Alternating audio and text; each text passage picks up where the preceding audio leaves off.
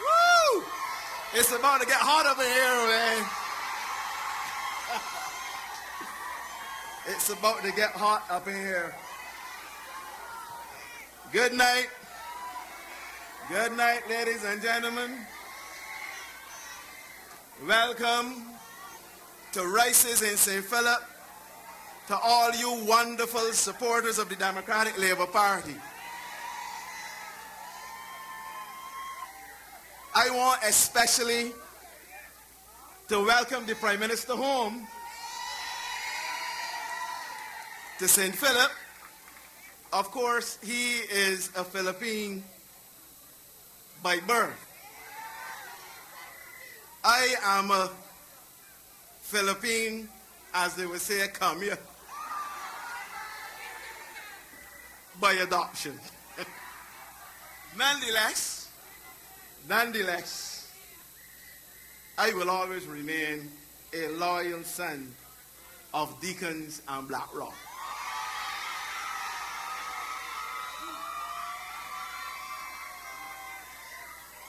I heard the chairman speak about the female candidates of the Democratic Labour Party and spoke about how they will perform in the next election. And I was very excited about it because I agree with him. I think they will do exceedingly well in this campaign. But I got a little concerned with the last thing he said about Patricia Ennis bringing Mayor Motley to her knees.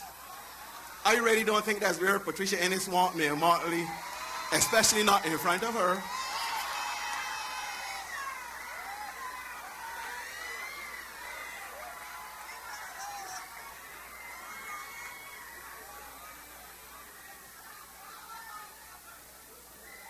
Pat, I would say to you tonight, if you have to do anything to Motley, make sure you knock her out stone cold. Because y'all don't know that her nickname is Mia Amar Motley, a.k.a. Aedes aegypti. You know what mosquitoes do? Moving right along. Look, I come here tonight to speak very briefly. I'm not going to be long because this is for the people of St. Philip, the candidates of St. Philip. And I want to say tonight that in Adriel Raffit, the representative for this part of St. Philip, the people of St. Philip South have an outstanding parliamentary representative who has stood shoulder by shoulder with decent, respectable, honest, transparent representation that put people first and not power. As Attorney General, he is dispensed with his duties, not just with quiet aplomb, but dignified assurance. At no time at all in the administration of the Democratic Labour Party, since Adriel Raffit was Attorney General, could he, the Prime Minister of Barbados, worry at night about what his Attorney General was doing, with whom, and where. I remember meeting Arthur on a plane going to Miami. He sat, we were in first class. He paid for his ticket, I got mine by an upgrade. I sat in the seat immediately behind him, and he was peeping over the chair, and you know he's very short, trying to carry on a conversation with me, much to the annoyance of the person next to him. And he had just reshuffled his cabinet.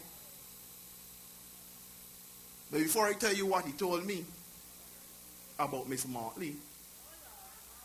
He said, not midway, less than half an hour through that flight, because as you know, Prime Minister, when you are traveling as Prime Minister, you are given the option by the security to board first or to board last. And some prime ministers or ministers take the opportunity to board first. That morning, Owen boarded first. Within half an hour of the flight in the air, when they opened up the bar, the air hostess came to me and said, "What would you like to drink, Mr. Sinckler?" I said, "Can I please have a scotch on the rocks?" She said, "We are fresh out of that."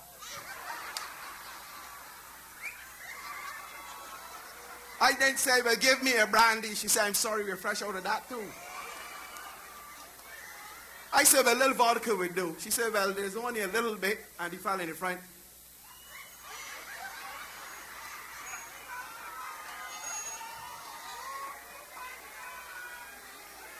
So I don't know if it was the alcohol he imbibed, or if he was telling the truth or not. But he eventually got to saying to me, when I asked why he moved Miss Motley as Attorney General, he said to me, "Boy, you ain't got a clue the kind of stress I had with that woman when she was heading up that ministry. I had to move her." That's what he said to me. And therefore, it is nothing more than comical when you see them board themselves or hoard themselves into an air-conditioned bus in a country in which they are running ads in the paper saying that people can't get money to pay rent. They book an air-conditioned bus, the type that we drive around, as the old people say, the tourists in, just to go down to pay a nomination fee, pretending that they are together, because they are into optics, trying to give you the impression that this is a united bunch and there's so much love running between them. And you know that only last year at their annual conference, 2 years ago, when they were at internecine warfare in the Labour Party, each person who went to that conference who was proposed as a candidate had to come up to the podium and beg for there to be unity and peace in the party. In fact, if you go back and read the papers, they introduced all of the new candidates, and each one of them came up with the same thing, pleading with that motley crew to get their acts together. Indeed, the last person that spoke that morning of the new candidates was the fellow running against Patrick Todd, Bostic, who is not interested in going in Parliament. I can tell you that right now. Bostic said, after a 5-minute intervention, I plead with you, I beg you to let us work together as a united institution. We need all of our bees. We need our soldier bees. We need our king bee. And we need our queen bee. And the same time he said that, Jerome walked up and said, "Somebody call me."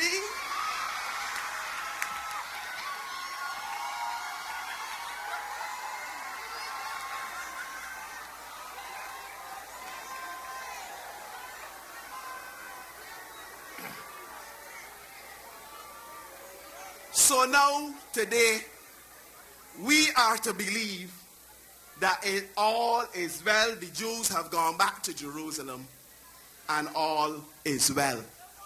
I watch these things very carefully because I notice not only, and you know I warn you all, I tell you all, listen to me very carefully.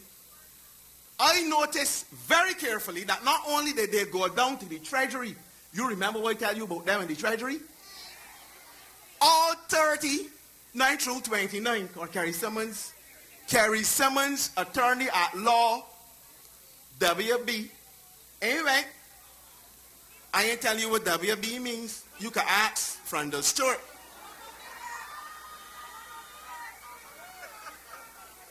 WB. Look. What's that? No, I am not. Kerry Simmons is my friend. And his new name is Kerry Simmons WB, a.k.a. Slasher. He didn't go, but all 30 of them converged on the Treasury. I'll tell you, 29 of them, be careful with them. They ain't show the other bus that was at the back of the Treasury with money bags. They only show the one that parked at the front. Be careful with that crowd. I am telling you that very carefully. But tonight, I come to speak ostensibly about one thing. I want to have a conversation with you in all seriousness. And let me talk cost of living. Because you know this whole thing about cost of living and all of these things. And we, the Democratic Labour Party, when we ran the 2008 campaign, as you would expect any sensible political party to do, would be to seek to address the issues affecting the masses of people wherever these may be found. And one such issue was the issue of cost of living. But I want to give you some statistics and to remind you of some things, because I told you the Labour Party is into optics, and you have to understand what I am speaking about. I invite you to use your brains to understand, to inculcate, to appreciate what is going on in this campaign. We came to office, as you have heard repeatedly and will hear again, to find the most virulent economic recession that we have known in 100 years. And one of the things that we promised was to tackle the cost of living. But can you imagine that when you land in office, and you have to compare these things, you know. One time I remember Obadeli Thompson ran a race in 9-something, and they said it was a world record. But the reason why it wasn't entered into the books officially was because it was wind assisted. He had a wind on his back. In horse racing at the Garrison, when the horses are entered for a particular race or any particular race, there's a man called the handicapper who comes and puts weights into the saddle of the jockey in order to balance out the talent in the race. Because there may be some horses that may have a natural advantage over others. So you want to have the race as fair as possible. So when you hear one horse carrying 105 pounds and another horse carrying 125, and you say that sounds unfair, it is because the horse carrying 125 is far better than the one carrying 105. So you balance it out, either according to that or according to the weight of the jockey as well. You know, I mean, I went to the Garrison. I should know a little something about them. And when the Labour Party was in office, would you imagine that unemployment in Barbados, which throughout the course of the 5 years that we have been in office, has averaged about 10.5%. It has gone up to 11 sometimes. It has come down to below 10 on a couple of occasions. But it has basically averaged out at 10.5%. When the Labour Party was in office, when there was no recession, and we were in office in the worst recession in human history. Unemployment under the Labour Party in 2009, with no recession, with money flowing, and with the great economists, 1999, with the great economists at the helm, was 10.4%. In 2000, it was 9.4%. In 2001, 9.9. 2002, 10.3. 2003, 10.7. There wasn't a recession then. And you hear all these critics criticizing the Democratic Labour Party about how many people are unemployed and how many jobs were lost. But yet they could not get unemployment at a rate better than ours when the world economy was performing at its best. I ask you tonight the simple question, because it is King James who said, I believe, uneasy lies the head that wears the crown. And our heads have been very uneasy, but we have carried the crown with dignity. Yeah? They had no recession and had high unemployment. Unemployment figures at the same level that we who have had the worst recession. No, we got to tell these things. Because you have to understand that it is optics, propaganda, tricks, lies and wine and dine. And they can bring up Arthur, a man who on a fair day would never speak to a lyric in Barbados. And you get a lyric to bring him up on the stage to give people the impression that all these entertainers supporting Arthur. And Motley in the back laughing and saying, look at that idiot. But look at that idiot though. Because that is Motley, you know. That ain't got nothing to do with Arthur. He was behind the stage grumbling all night. Not just about the fact that the rum ran out. He was grumbling about all them entertainers and how Motley wasting money. And every time he heard the list grew longer and longer. Because they are into optics. Get enough entertainers to come. Give the impression. Let me get back to the point. We talking about food prices. Look at the crisis that we had to deal with. Three of the most delicate and important commodities that drive prices in Barbados and around the world. Oil, wheat, corn, and soya. Four of them. I can give you some relative prices for the following commodities.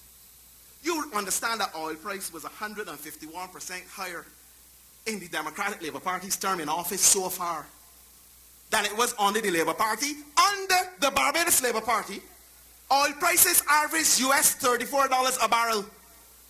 Under us, they averaged US $86 a barrel.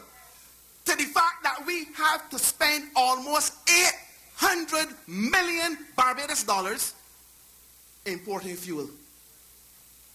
Fuel drives every cost. Everything you do, manufacturing, private living, business, government, is driven on oil, on energy. And we know that when the energy price goes up, everything follows. So when people talk about high electric bills, we can do a graph tonight to demonstrate the correlation between the movement of oil prices and the movement of electricity bills. And the people say, but why you didn't cut the VAT, or why you didn't reduce electricity bills? We tried that and brought the Barbados National Oil Company to its knees. almost didn't have an oil company. And you imagine that the Labour Party, not the Dems, the Labour Party, who mashed up the oil company, almost shut it down because the accountant said that it was technically bankrupt. You might as well shut it down, send home the people. David Thompson and the Democratic Labour Party at the time came into office and said, look, we can't do this. We got to bring this to a halt. Why? Because the Labour Party wanted a feel-good situation for the masses of Barbados so that they would vote for them. Again, the optics. We reduce taxes on fuel. We're giving you cheap fuel to drive up and down the country. Vote us in. And almost destroy the very company that we are using to get fuel, to drive around, to work, to live, and so forth and so on. So it's the optics. And I want you to follow me because this is very important. Oil prices 151% higher. Now, I am not Houdini. Friend Stewart is not David Copperfield. David Esmith is not Edward the magician. How is it possible for us, in the face of these things, to bring down oil prices and therefore bring down prices in Barbados? What you have to do in that situation is manage. You got to manage. But when you are in a home, people, when you are in a home and things look a little shaky, more money going out than coming in, but you got to cut the cloth to suit the size. You got to manage. And that is what we've been trying to inculcate in Barbadians and seeing it coming out. That when you manage, when you take care of the basics, then the other things will come. Because the Lord has ordained that though there will be weeping in the night, joy must come in the morning. But you got to stay the course. And this is what we are talking about. I tell you this. Look at global oil prices. 95 to 97, $34. 2008, $100 a barrel. 2009, $62 a barrel. 2010, $79 a barrel. 2011, $95 a barrel. Last year, $94 a barrel. The Labour Party had to deal with oil prices when a barrel was $34. The Democratic Labour Party had to deal with it when it was $94 and as high as $100 a barrel. You judge people not about how good they are when times are good. Skipper, if you're in a marriage, the quality of the marriage is not when money is flowing and everybody going to Miami and going out to restaurants and feeling good. The quality of a marriage or a relationship is when things get tough. Who is going to hold my hand? Are you going to hold my hand as I hold yours? Are we going to bond together and work it out? Or are we going to split midstream and go with the fellow that promising the moon, the stars, and some steel? Look, get serious in this country. Lot's wife turned into of Saul by looking back. We're not looking back. We are looking forward. And we want you to join us as we go forward. People and party. That is what we want. But if you go further, stick with me. Global wheat prices 78% higher than under the Barbados Labour Party. Wheat prices between 1995 and 2007, the entire period of the Labour Party's office, $157 US per metric ton. Under the Democratic Labour Party, 2008 to 2012, US $280 per metric ton. And you talk about management? Going after himself in a fleeting moment of truth, said that I, as Minister of Finance, had the worst recession ever to manage. The worst time ever in the history of the world. I agree with him. And that is why today, because we gird our loins, we stuck together as a party, we exercise faith in the people, they exercise faith in us, and tonight we in Barbados can say that we are standing tall, even in spite of the fact that some prices might be high and unbearable. I go to the supermarket, the Prime Minister goes to, he went in there for a pouch of polish. I saw him. He laughing. And you know, Shorty, he ain't just picking up any polish. He got to read the back, up and down, and make sure that it met with the right ingredients to give him the shine he want. The shoes. Huh? But seriously, we go in the supermarket, I go in Emerald City, I shop, I see how prices are. I was next to a woman, and I know she was saying it. She probably was a bee. And she was saying it. She said, man, cause she see me. She said, man, these prices hot enough. I said, man, yeah, man, that fella buying could already do better. And a little girl behind me said, proper. But we know that prices are high, uncomfortably high. But I prefer to walk into a supermarket and be able to find what I want, even if the price is higher, than to walk in a supermarket and the store owner cannot provide the goods because he doesn't have the foreign exchange.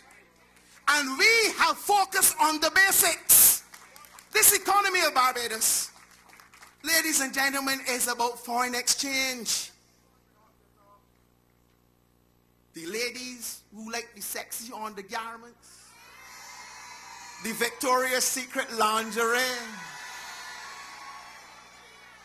even the little old gentleman up the road, Boise, who wants a little snuff to put in his nose. You have to pay for it with foreign dollars. If you don't have foreign exchange, it is lights out. The thing done. It is over. The fat lady has sung. But thanks to the Democratic Labour Party, the fat lady is still croaking because we have ensured that foreign exchange is in the central bank. But would you believe it? Would you believe that Miss Motley went down the road and said that she don't know why the government don't spend it. Get people, let them go downtown and get the nails done. Let them go and get a hairdo. But you know that even though she has access to foreign exchange, she can't get a simple hairdo. She talking about people getting a hairdo. Eh? And this is what we are to take up hard-earned foreign currency to do. To go down in town and lick it out. When we got oil prices as high as they are, 700 million, 800 million in oil, 700 million in food. And we have to take that money that should feed your children and to help you drive your car and you to watch little TV and cook little food and give people to go in town and get a hairdo. Is that a responsible administration? Is this what you want back in Bay Street? But stay with me. Corn prices 108% higher under us than under them. And we are a foreign price driven economy. Whenever those prices go up, we have to take it in because we import 80 to 90% of everything that we consume or use. Corn was $2.04 a bushel under the Labour Party between 1995 and 2007. Under the Democratic Labour Party, it was 2008-12. It was $6.06. All of this, ladies and gentlemen, is what we had to contend with that drove up prices. And I'm asking you tonight this simple question. Do you believe in these circumstances that there is anything miraculous that the Democratic Labour Party could have done to reduce the cost of living? I can't hear you. But Barbadians are not foolish. They know what they are seeing. They know what they are experiencing. And they know that we have tried our best under the most difficult of circumstances. So when you see these people buzzing around you, giving the impression that they are, what they say, ready. Ready for what? Are you ready to go back to the days of selling out your land? Are you ready to go back to the days of cost overruns? Are you ready to go back to the days of checks written to prime ministers in this country and deposited by admission in the wrong account? You know that they have not even bathed him properly.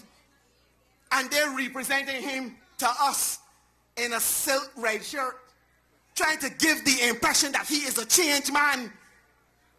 You know, he feels that all the people that know him died.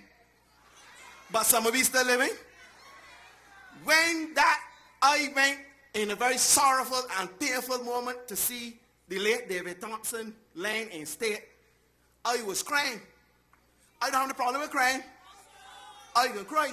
He was my very good friend, my political leader. But when I was crying, I looked in the casket and the check was not in there.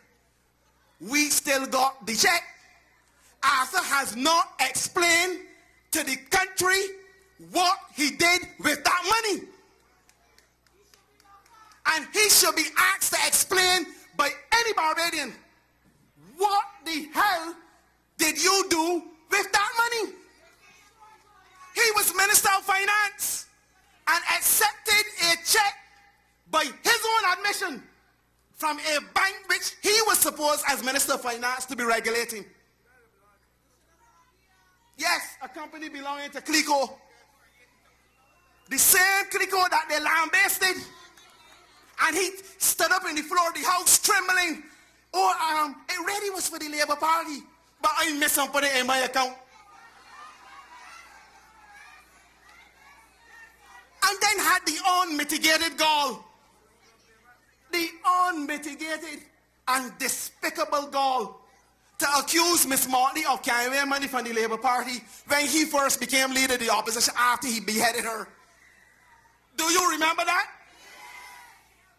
And that is why I am surprised to see Henderson Bulvel see he up here canvassing for underwear. Does he canvassing for underwear? Ain't that wear underwear? Henderson Bulvel was like a child crying. Huh? Oh, he's on bail? He ain't got to report to the station every week. And he is up here. He was crying and weeping like a baby. Owen Arthur fired all of them out of that office. He said they carry away the computer, they carry away the stationery, and they carry away whatever money was in the Labour Party accounts. I ain't say so. I don't know nothing about it. They thief the hard drive with all the electoral lists and the information on it. And imagine he, Owen Arthur, who deposited a check in his account by mistake, and I have told him to produce the accounts of the St. Peter Development Fund. He hasn't produced them yet. I am waiting. He is now walking around playing that he holier than thou, washing the blood of the Lamb. He had a Damascus experience, and he is now a new man. So I say to you, I see the light. It is glowing bright and pretty. But I say to the producer of this show, but not sure, this meeting, do not bring back no red light out here. Cranston Brown, change that to blue.